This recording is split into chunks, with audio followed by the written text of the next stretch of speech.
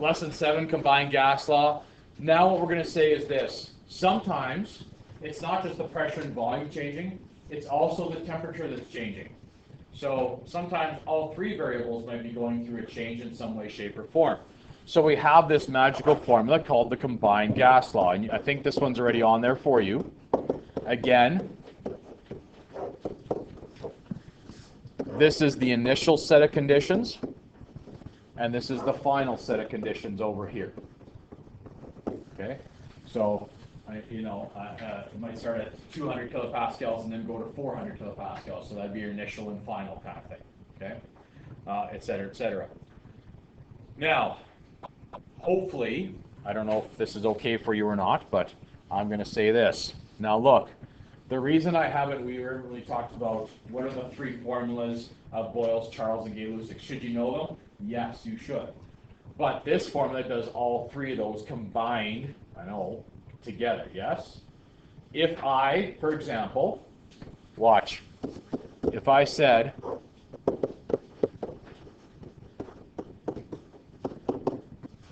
say that the temperature is remaining constant, so the temperature is constant in this situation, whatever example I have, can I just get rid of these? Like that. Is that okay? Are they going to cancel out from both sides?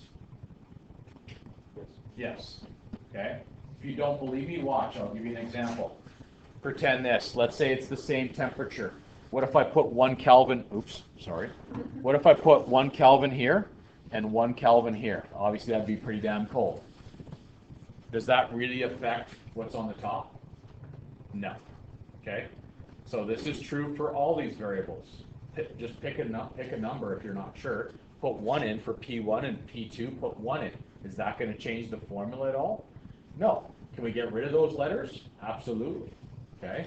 So what you have to understand is if the temperature stays the same, look, I know. Hey, look, if the temperature stays the same, this is Boyle's law. Yes? And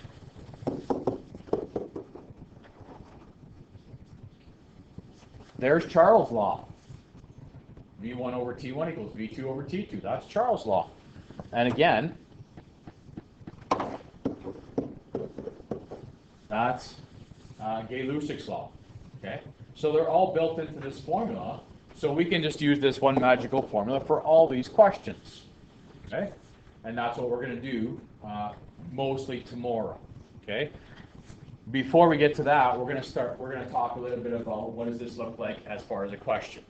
So listen closely. This, I believe, should be, this right here is the second example on your sheet. Okay? Find it. Second example on your sheet. A 2,500 milliliter piston has air at 150. That's my pressure, and that's my volume. Okay? If the volume decreases to 750, V2, while maintaining a constant temperature, get rid of it. Okay? And just maybe cross it out lightly just so you know. But this is what I would do if I see this question. I'd say, okay, that's V1, that's P1. I'm going to decrease the volume to 750. Then what's the new pressure going to be? That's the question. Okay? Yes? So I say, okay, let me start with my formula. P1 V1 over T1 equals P2 V2 over T2. The temperature staying the same. Don't need that. Okay? I mean, that's maybe a little extreme. I don't need to cross that all out, but I don't need that. So I say, okay, this is an example of, because I study, Boyle's law. And I'd say, okay, what am I trying to solve for?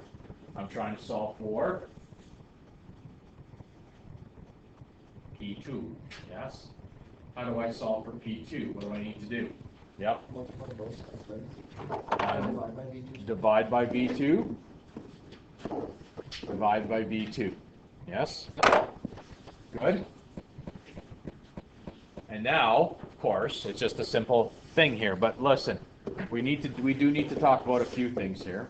Oh, sorry. And V2. Okay? So that's my formula for P2 in this case, which I'm trying to solve for. This is Boyle's law. I would probably say, actually, let's see if I can move this here. I'll move it over here. I would say, okay, what I would probably do next is say P1, V1, and then V2 on the bottom. I like to put the brackets there. This is still this example. I just ran out of room. I would probably put the brackets there just so I know, hey, that I need to put a number here, I need to put a number here, and I need one on the bottom. What's P1 in this question? 150, yes? So I'm going to put that in. Now, does it matter if I put P1 or V1 first? No. Okay? It doesn't. Usually I put P1, V1 because that's kind of like P1, V1 equals P2, V, but it doesn't matter. Okay? 3 times 4, 4 times 3 is not going to make a difference. V1, what's V1? 2,500 milliliters. V2 here underneath is 750. Now, before I give you the answer here, what should happen to the pressure? It goes from 2,500 milliliters down to 750. What happens to the pressure? It goes up, right? So your answer should have a bigger number than 150, yes? By the way, let's talk about this. How many significant digits are in this question right here? How many? 3, right? Well, actually 4 here. 3 and 3. I'm multiplying or dividing, so I can only have 3, yes? So my final answer here, of course, when you solve this, is 500 kPa. Circle it so I know it's your right answer. Okay? Good? Now, one more thing we need to talk about, and this is not going to happen today, unfortunately. However, it's going to happen. Okay? So, this is just I call this like a comparison form. It's basically equivalent fractions is what this is. Okay? 4/5 is equal to 8/10. That's what you're doing basically. Okay? So listen, do the units matter? And the answer is kind of, but kind of not. They have to match up. That's the key here. Okay? So I don't have to use liters. I can use milliliters, like I did here. Look, milliliters cancels with milliliters, yes? That's okay. Kilopascals will give me kilopascals. What's the other? Kelvin will give me Kelvin. Okay? But they have to match. That's the important thing. If you have liters here and milliliters, that ain't good. Okay? They're not going to cancel. We're going to do one more real quick here. This one. I think this is the next example perhaps, but I'm not sure. It's the balloon at 20, 3.6 liters, minus 15. Find that one. There's another balloon one there. Don't look at that one. Let's find this one. I think what is it? The next one down or no? Yeah. Okay. So again, a balloon has a temperature 20 and a volume of 3.6. You're going to take that balloon and you're going to put it in the freezer. And you're going to wait until it becomes this temperature here, which is minus 15. Okay? Assuming there's no change in the air pressure, no change in pressure, calculate the volume. So we're looking for V2. Okay? And again, I could start with this formula here. Never a bad place to start. Okay? The pressure is staying the same, so I'm going to get rid of that. If I get rid of that, I know that this is in fact Charles' law. Charles' law says this: V1 over T1 equals V2 over T2. How? I got to solve for V2, yes? How do I solve for V2 in this case? Assuming there's calculate the volume of the balloon after it's been in the freezer long enough to get to minus 15. How do I solve for V2? Yeah? Multiply both sides by T2. Sure. Multiply both sides by T2. Right? What do I do to one side? I have to do this. That'll get rid of that, and that'll get rid of that. V2's on the top, so that's good. And it should be T2 V1 over T1. Okay? Or you can cross multiply, And then still, you're going to have to do something else to fix that eventually, yeah. You remember that name? You can use the combined, I'm saying that's why we're doing it now. Use the combined gas law. But you should know which law this is. That's important. So this is Charles' law. You should know that. But you just use this one formula that does it all, right? So V2 equals T2V1 over T1. So again, I'm going to put some brackets here, and I'm going to do this. Now pay attention. Okay? Hey! T2. What's T2 in this question? Huh? Negative 15 degrees Celsius. But we are not going to put that in the formula. Right? Because if we did, negative 15, we're going to get a negative answer, aren't we? So we know that, hey, that's not legit. We have to add 273.15. This is what we did yesterday. And you will actually instead put in this number here, 258.15 Kelvin. Okay? 273.15 plus negative 15. Okay? 3.6 liters, that's V1, that's going to go here. 20 degrees Celsius, 293.15 Kelvin. The units when you're... Yes. Okay. And beauty thing about this, of course, is that kelvins will cancel with kelvins. We're going to multiply this out and divide it. And V2 here will work out to be 3.17 liters. But we're going to round that to 3.2. Okay?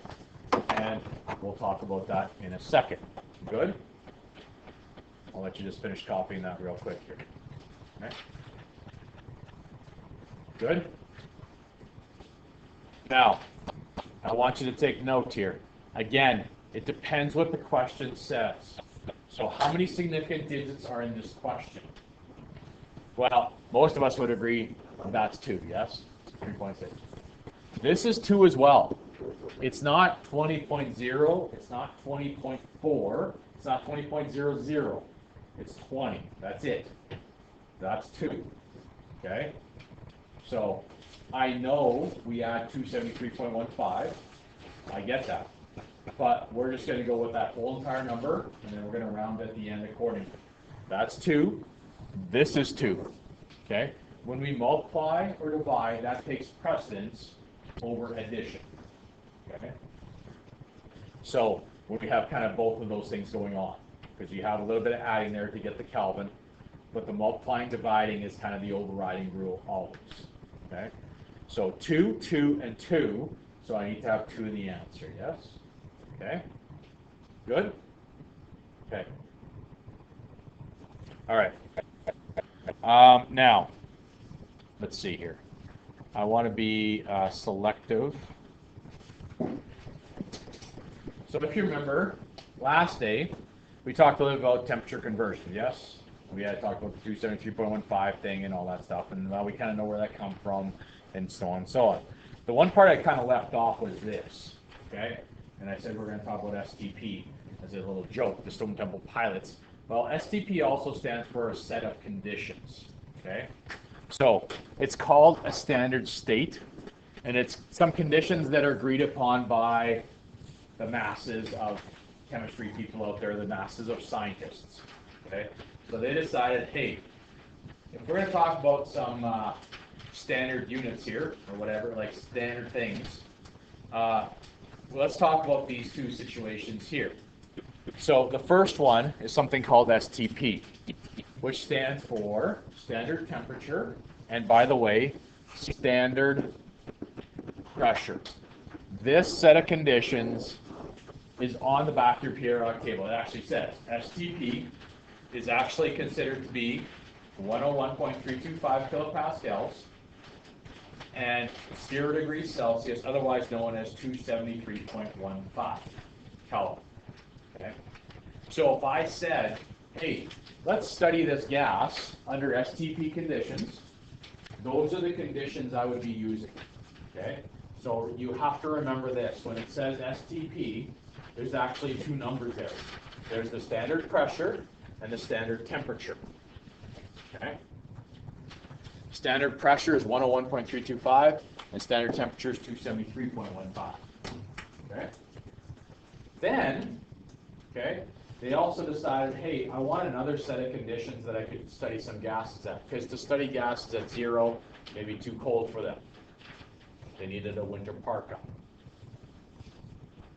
or a toque.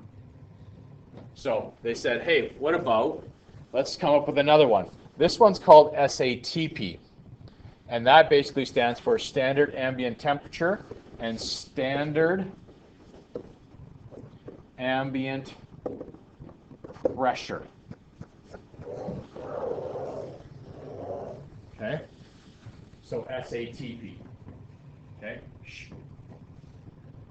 Those numbers are slightly different. So you're going to see that at some point. 25 degrees or 298.15 Kelvin and 100 kilopascals. So the numbers just vary a little bit. Okay? These are two what we call standard states, or basically just constants. That's what they are. In the big scheme of things, they're kind of constants. Okay?